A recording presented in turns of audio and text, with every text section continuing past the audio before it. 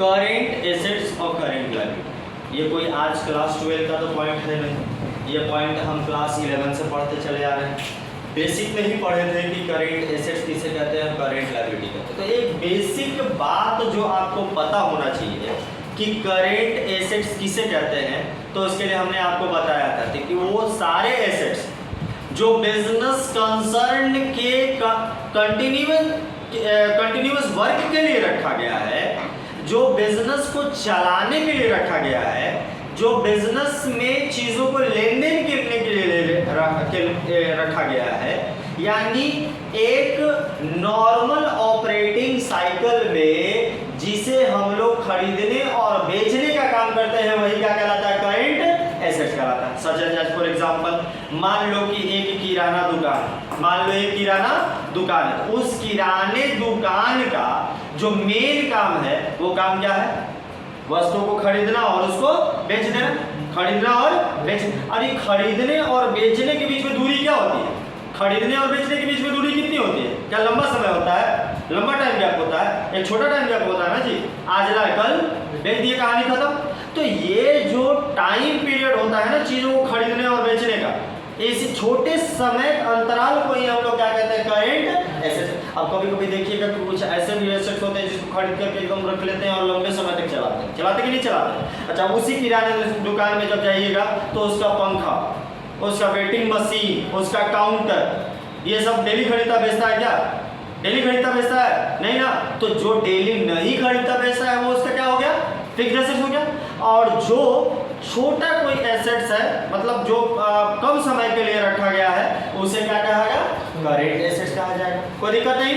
अब देखो भैया, बात जब करेंट एसेट्स का कर रहे हैं तो एक बात तो आप बचपन से पढ़ते आ रहे हैं कि भैया जो वस्तु को खरीदे ही है बेचने के लिए, वो क्या कहला जाएगा, करेंट एसेट्स कहा जाएगा। अब उसके बाद एक और चीज समझ लीजिए कि करेंट एसेट्स वो एसेट्स होते हैं जो एक नॉर्मल ऑपरेटिंग साइकिल में, जो एक नॉर्मल ऑपरेटिंग साइकिल में राइट ऑफ हो जाते हैं, समाप्त हो जाते हैं, जिनका अमाउंट रिसीव्ड हो जाता है, उसे भी हम लोग क्या कहते हैं, करेंट एसेट्स कहते हैं। फिर उसके बाद हमने क्या कहा कि करेंट एसेट्स जो आप देख रहे हैं बाबू, इस करेंट एसेट्स में वो सारी चीजें आ जाएंगी जो एक छोटे समय अंतराल के लिए होता है, ज्यादा समय के लिए नहीं होता, छोटे समय के लिए होती है, जिसका अमाउंट छोटे समय में हमें रिकवर्ड हो जाएगा। समझ गए ना बात को। तो 3 पॉइंट के जरिए हम लोग समझेंगे कि करेंट एसेट्स किसे कहते हैं। कितने पॉइंट के जरिए, 3 पॉइंट के जरिए। तो पहला नंबर पॉइंट, इट इज देखिएगा, it is expected realised in one accounting period और in a normal operating cycle, अब ये नॉर्मल ऑपरेटिंग साइकिल नया वर्ड नजर आ रहा है बाबू, इसका चर्चा हम अभी करेंगे। लेकिन पहला पॉइंट ये जो अभी बताया कि it is expected to be realised in one accounting period और in a normal operating cycle, ठीक है। तो इसका मतलब आप जानते हैं कि जिसका हम लोग रियलाइज कितने साल में कर देंगे, 1 साल में, या एक नॉर्मल ऑपरेटिंग साइकिल में कर देंगे, उसी को हम लोग करेंट एसेट्स कहते हैं। दूसरा नंबर देख लीजिएगा, इट इज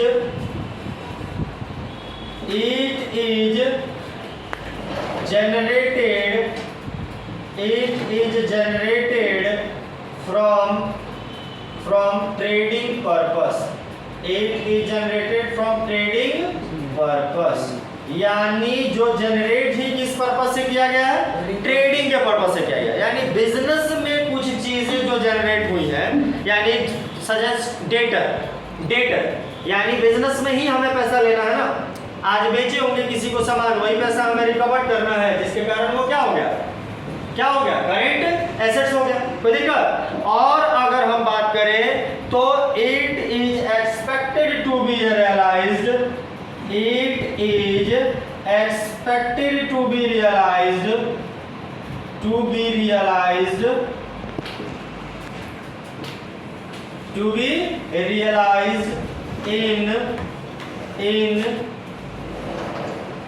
इन विदिन या realise within 12 month, within 12 month, यानी 12 महीने के अंदर जिसका रियलाइजेशन कर दिया जाए वो भी क्या माना जाएगा, करंट एसेट से माना जाएगा। कहीं कोई दिक्कत नहीं ना, कहीं कोई दिक्कत? No sir. अब ध्यान रखना है ये बात कि जब करेंट एसेट्स में हमने अभी देखा कि जिसका रियलाइज 1 साल में कर देना है या एक नॉर्मल ऑपरेटिंग साइकिल में कर देना है या जो ट्रेडिंग पर्पस से रखा गया है या रियलाइज कर देना है 12 महीने का या बैलेंस शीट डेट के अंदर में या बैलेंस शीट डेट के अंदर में, उसे ही हम लोग करेंट एसेट्स कहते हैं। तो करेंट लायबिलिटी किसे कहते हैं भैया, करेंट लायबिलिटी किसे कहते हैं? तो बस यही अंतर हो जाएगा कि करेंट एसेट्स में हमें अमाउंट रिसीव करना है और यहाँ पर पेड करना है। लायबिलिटी में तो अभी जस्ट आप समझिएगा कि लायबिलिटी क्या कहते हैं, जिसे पेमेंट करनी है, और एसेट्स में जिसे रिसीव करना। तो बस एक छोटा सा पॉइंट समझ लीजिएगा, एक पॉइंट यही दोहरा लीजिएगा कि इट इज एक्सपेक्टेड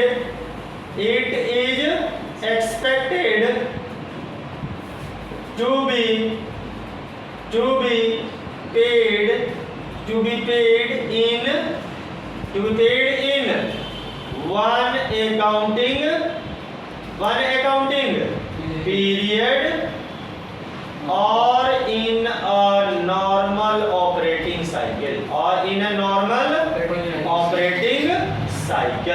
यानी जिसे नॉर्मल ऑपरेटिंग साइकिल में पेमेंट कर दिया जाए या एक अकाउंटिंग पीरियड में समाप्त कर दिया जाए, पेमेंट कर दिया जाए, वो करेंट लायबिलिटी कहा जाएगा। और दूसरा, इट इज जनरेटेड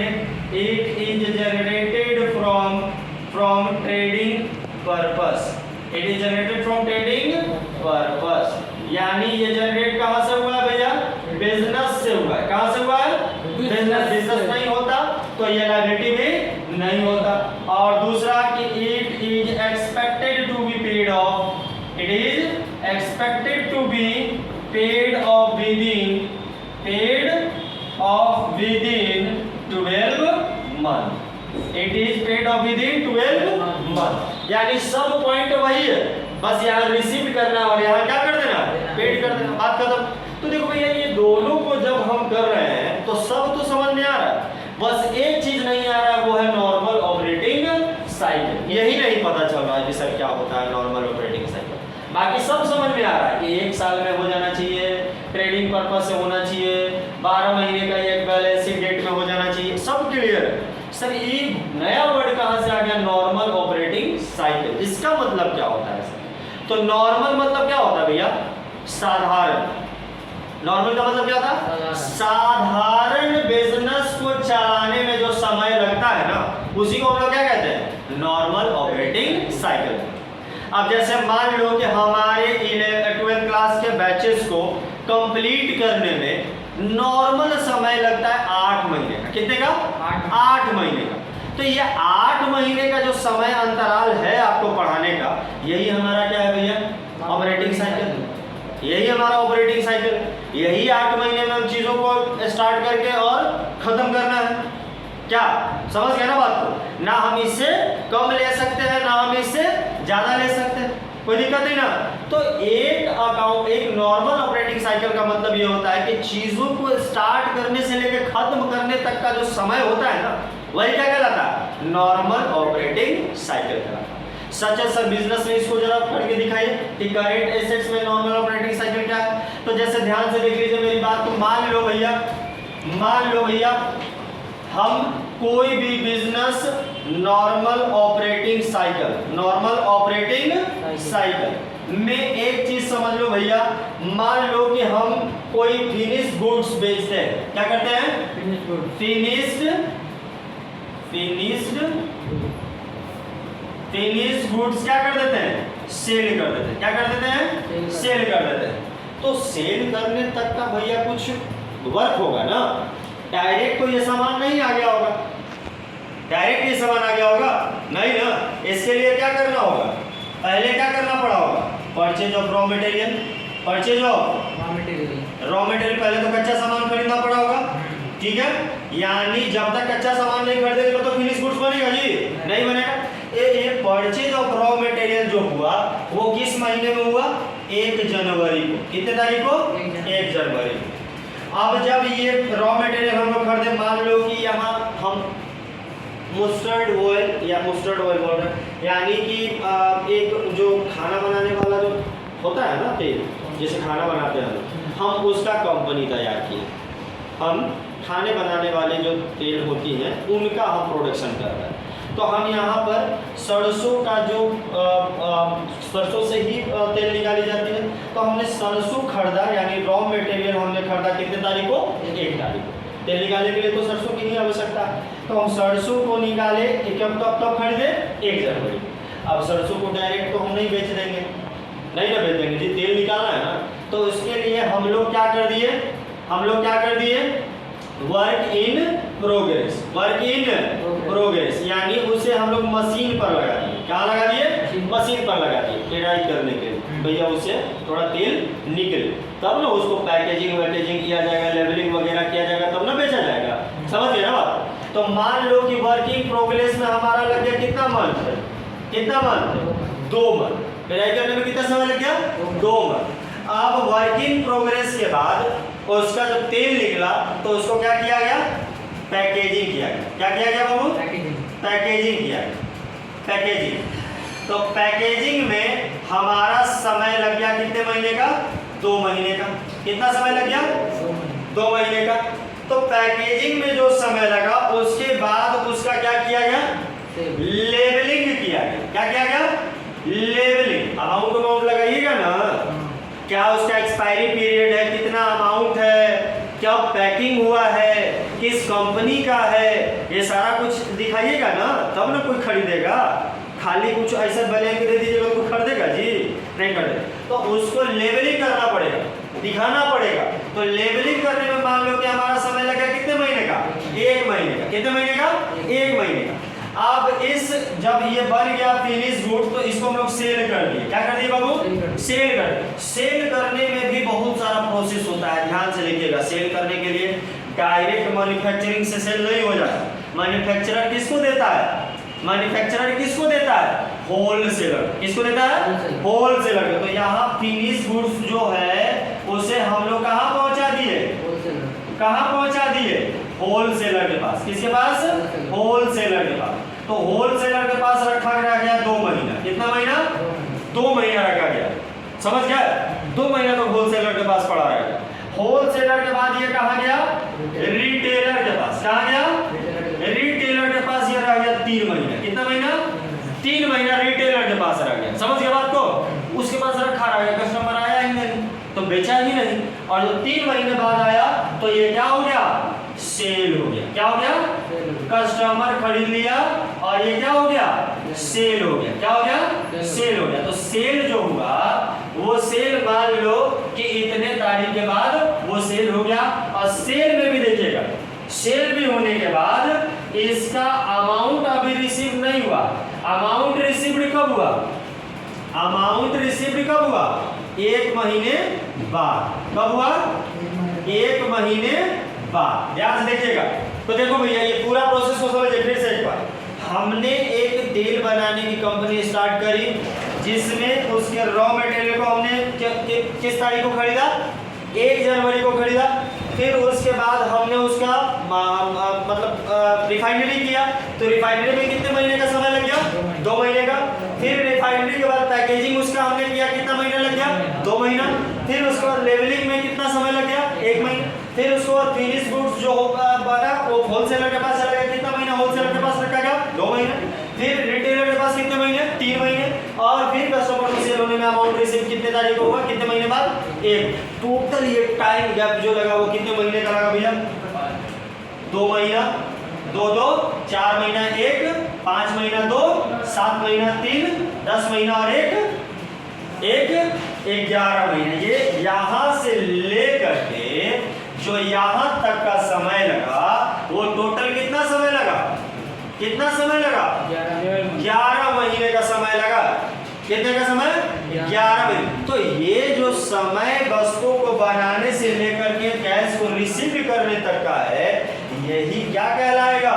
यही क्या कहलाएगा? यही कहलाएगा साइकिल, यानी एक काम को स्टार्ट करने से लेकर खत्म करने तक, अमाउंट रिसीव करने तक का जो समय लगा वो क्या कहलाएगा? Normal operating cycle. और नॉर्मल ऑपरेटिंग साइकिल में हमें इस 12 महीने को भी नहीं भूलना है। 12 महीना भी नॉर्मल ऑपरेटिंग साइकिल के ही अंदर में आता है। अगर पूछना दिया रहे तो नॉर्मल ऑपरेटिंग साइकिल कितने महीने का होगा? 12 महीने का होगा। लेकिन अगर मान लेते हैं वर्ग दे दिया गया है कि हाँ भाई इतने दिनों में हम कंप्लीट कर लिए हैं, तो नॉर्मल ऑपरेटिंग साइकिल कितने का होगा? जितने दिनों में वो काम कंप्लीट कर लिया। एक एग्जांपल के रूप में हम आपसे पूछेंगे कि एक ऑपरेटिंग साइकिल 9 महीने का, कितने महीने का? 9 महीने का, और एक्सपेक्टेड पीरियड 8 मंथ का। कितने मंथ का? यानी ये काम पूरा होने में कितना महीना लगा? 8 महीने। और नॉर्मल ऑपरेटिंग साइकिल हम लोग कितने महीने का मान के चले थे? 9 महीने का। बताइए ये करेंट है या नॉन करेंट? ये करेंट है कि नॉन करेंट है? करेंट है कि नॉन करेंट? हम माने थे कि 9 महीना लगेगा और काम पूरा हो गया 8 ही महीना में, तो ये करेंट है कि नॉन करेंट? करेंट है। क्या है भैया? करेंट है। समझ गए ना बात को? दूसरा चीज कि एक नॉर्मल ऑपरेटिंग साइकिल रखा था हमने 17 महीने का। कितने महीने का? 17 महीने का। और ये एक्सपेक्टेड पीरियड जो पूरा क्लियर होगा 15 महीने में ही होगा। कितने महीने में? 15 महीने। अब बताओ ये करेंट या नॉन करेंट? करेंट या नॉन करेंट? करेंट या non current? Normal operating cycle हमने रखा कितने महीने का? 17 महीने का। 17 महीने में काम कंप्लीट करके देंगे हम। और कर दिए कितने महीने में? 15 में। कितने में? 15 में। करेंट या नॉन करेंट? करेंट। करेंट ना जी। तीसरा नंबर पॉइंट क्या रहा है कि हमने 10 महीने का नॉर्मल ऑपरेटिंग साइकिल रखा था। कितने महीने का? 10 महीने का। और इसे कंप्लीट हमने कितने महीने में करा है? 15 महीने। कितने महीने में? अब बताओ भैया जी करेंट है या नॉन करेंट? करेंट है या नॉन करेंट? हम समय गैप रखे थे 10 महीने का कि 10 महीने में काम पूरा करके देंगे, और काम पूरा हो 15 महीने। कितने महीने में? 15 महीने। बताओ ये करेंट है या नॉन करेंट? टाइम गैप के अंदर हुआ कि बाहर हुआ? बाहर हुआ ना जी। ये नॉर्मल ऑपरेटिंग साइकिल बाहर चला गया ना, तो बाहर चला गया तो वो क्या कहला जाएगा? नॉन करेंट कहला जाएगा। क्या कहला जाएगा?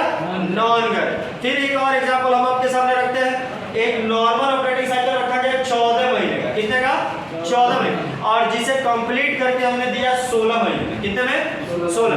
बताओ करेंट या non current? Non current. Non current.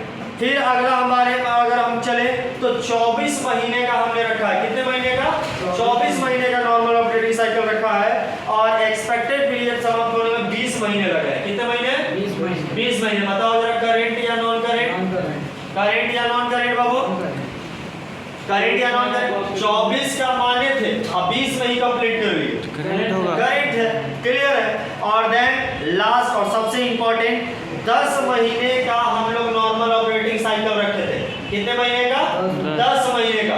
और कंप्लीट करके दिए 12 महीने। कितने महीने में?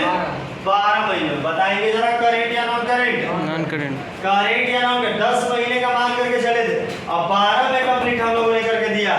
अगर ये आप बता दिए तो हम समझ जाएंगे कि ये चैप्टर कंप्लीट, ये पॉइंट कंप्लीट। भैया 10 महीने का हम समय मान के चले थे और कंप्लीट करके दिया 12 महीने का।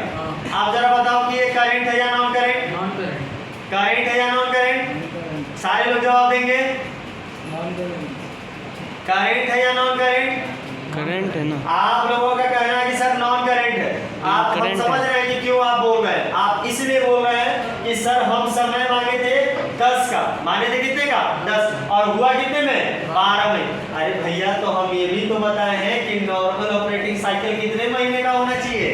12 महीने का भी अगर होता है तो वो नॉर्मल ही माना जाए। ठीक है। तो ये जरूरी नहीं है कि इसके नीचे ही हो या इसके बराबर ही हो। अगर 12 से भी नीचे हो जाता है तो वो क्या माना जाएगा? करेंट ही माना जाएगा। क्या माना जाएगा? करेंट ही माना जाएगा। तो आप भले 10 महीने का समय लिए किए 12 महीने में, लेकिन क्या 12 से ज्यादा हुआ? नहीं ना। तो 12 से नीचे वाला भी क्या होता है? आज तक 11वीं क्लास से क्या पढ़ते आए हैं? करेंट ही मानते आए हैं ना। तो ये चीजों को आपको ध्यान रखना है और इसमें गड़बड़ी नहीं करना। तो ये चीज आप हो गया क्लियर, समाप्त। हाँ, अगली